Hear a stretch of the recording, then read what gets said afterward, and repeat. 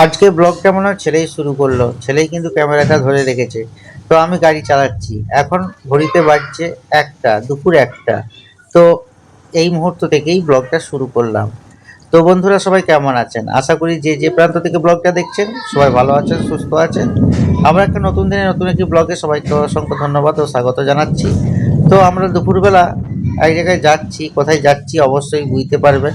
আর video title তো দেখে বুঝতেই পেরেছেন যে কোথায় যাচ্ছি। একটি অনুষ্ঠান বাড়িতে যোগদান করতে যাচ্ছি।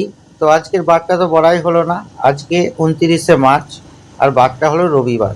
দুপুরবেলা এখন আমরা যাচ্ছি আমাদের ঘর থেকে। যাদের বাড়িতে যাচ্ছি তাদের বাড়িটা একটু দূরেই।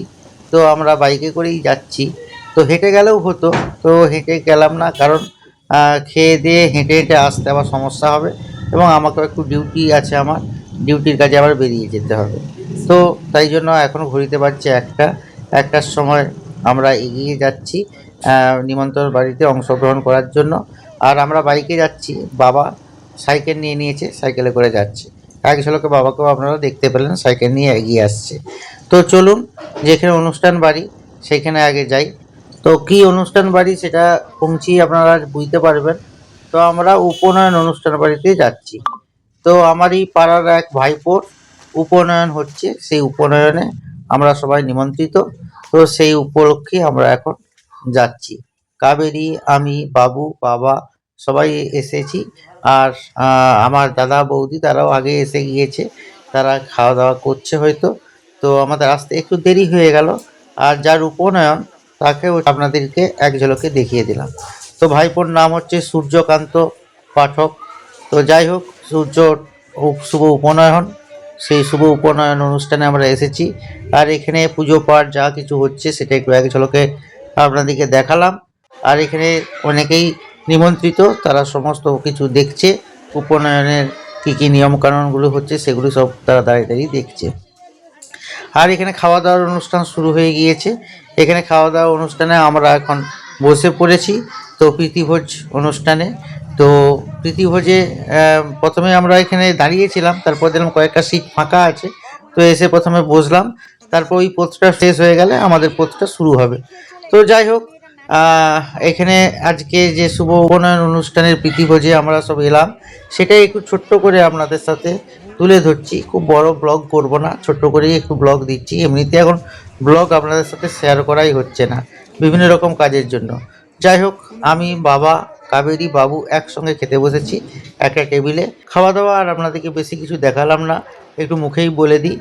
লেবু, লবণ, ফ্রায়েড রাইস, ভাত, ডাল, চানা মশলার কথাটা বলতে ভুলে গেলাম, চানা মশলা, চচ্চড়ি, পটল দিয়ে চিংড়ি দিয়ে একটু রসা, তারপরে দই, মিষ্টি, চাটনি, পাঁপড়, এসব তো আছেই, আর সঙ্গে মাছ হয়েছিল।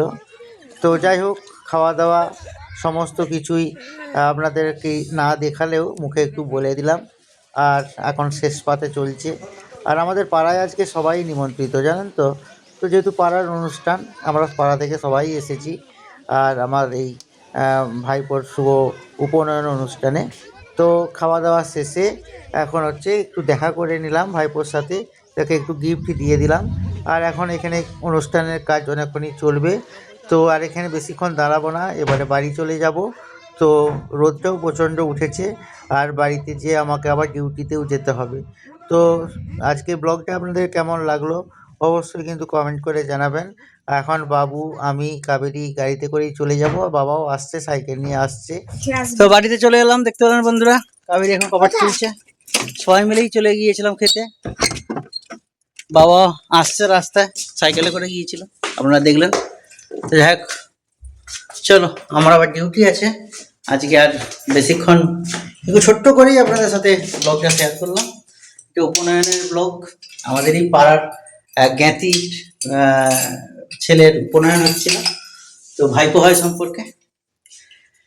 তো চলো, সবাই ভালো থাকো, সুস্থ থাকো, সবাইকে টাটা। বাবু টাটা করো। কেমন খাওয়া দাওয়া হলো? কেমন খাওয়া দাওয়া হলো? টাটা। ভালো। হ্যাঁ, বাহ, ঠিক আছে, চলো।